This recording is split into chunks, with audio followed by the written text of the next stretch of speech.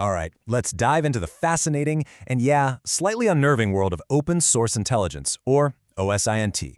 You've probably heard the term thrown around. It's this incredibly powerful tool that's shaping everything from global conflicts right down to your own personal privacy. And honestly, understanding it has never been more important.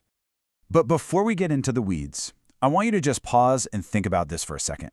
Every single like, every photo you've tagged with a location, every public record with your name on it, each one is like a sentence being added to your digital biography.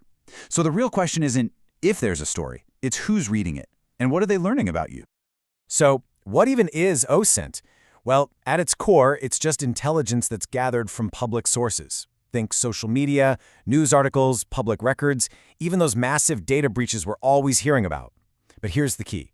Don't let that word open fool you into thinking it's harmless.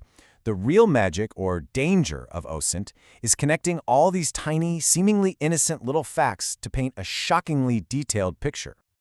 And that really brings us to the heart of the matter. You see, OSINT is a total double-edged sword. The techniques themselves are completely neutral.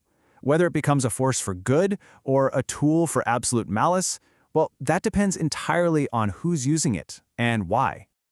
This right here really nails that conflict. On one side, you have journalists and investigators using OSINT to hold powerful people and governments accountable. And on the other side, you have malicious actors using the exact same methods to launch devastating personal attacks. Same tools, wildly different outcomes. So, let's start with the good stuff. In the hands of investigative groups, OSINT is an incredible tool for transparency. It's being used to document war crimes, to debunk disinformation campaigns, and to expose corruption, all by using information that's just kind of hiding out there in plain sight. And here is a perfect example of that in action. The investigation into the downing of Flight MH17 is a landmark case for OSINT.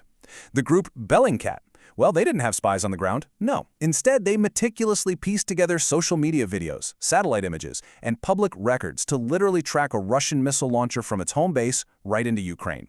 Their findings, all from open sources, were later confirmed by an official international investigation. It is an absolute masterclass in digital detective work. But now we have to look at the other side of that coin. Because the same techniques that were used to track a missile launcher can be used to track an ordinary person. And when public data is weaponized against individuals, believe me, the consequences can be absolutely devastating. And this is typically how it goes down. It starts with something you post online, something that seems totally innocent. An attacker then takes that, combines it with other public data, and suddenly your private details are published for the world to see, which can lead to real-world harm. This includes a terrifying practice called swatting, where someone makes a fake emergency call to send an armed police unit to a victim's home. In 2019, a man named Tyler Barris was actually sentenced to 20 years in prison after a swatting call he made led to the fatal police shooting of a completely innocent man. It's a tragic, horrifying example of how digital harassment can have fatal, real-world consequences.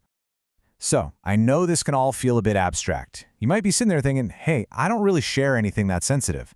Well, let's actually map out where all this data comes from. I think the answer is going to surprise you. Okay, so the key thing to understand here is aggregation. It's all about connecting the dots. Your social media shows your hobbies and where you go. Public records have your address. These companies called data brokers who legally buy and sell your info, know your income, maybe even your political beliefs, and all your smart devices. They're tracking your daily routine. Separately, each one is just a data point. But when you combine them, whoa, you get a shockingly complete and exploitable profile of your life.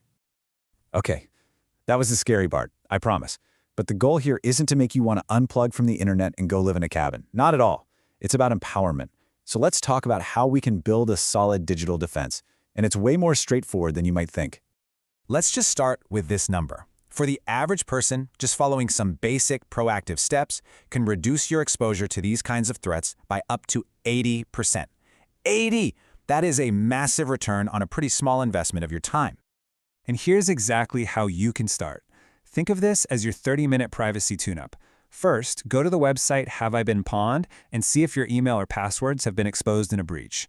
Next, and this is so important, enable multi-factor authentication on your key accounts. It's probably the single most effective thing you can do. Then, go lock down your social media profiles, and finally, turn off location tagging on your phone. This is a super high-impact checklist that anyone can do, like right now. And for long-term safety, you want to start thinking of these as core habits. Use a password manager, review your privacy settings every few months, be really mindful of what you're sharing in real time, and yeah, take the time to opt out of those data broker websites. Look, it's not about being paranoid, it's just about practicing good digital hygiene.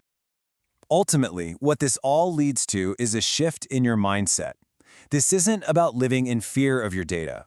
It's about developing digital literacy and taking mindful, active control of the story your data tells about you. I really love this quote because it just sums up the goal perfectly. We want to move from being these passive subjects of data collection to becoming active managers of our own digital identity.